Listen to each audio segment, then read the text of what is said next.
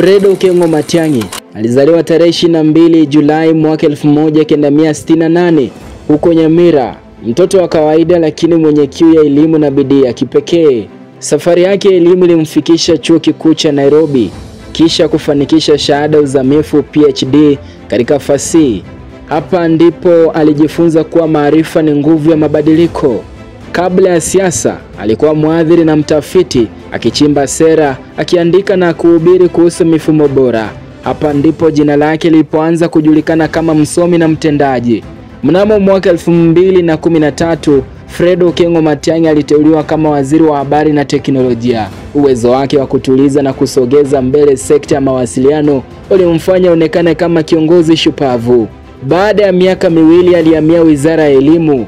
Hapa akaweka mifumo mpya ya ulinzi wa mitihani ili kila jasho la mwanafunzi wa Kenya lihesabike kwa haki.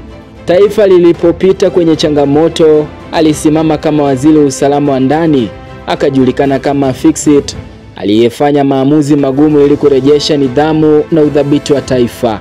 Safari hii haikuwa rahisi.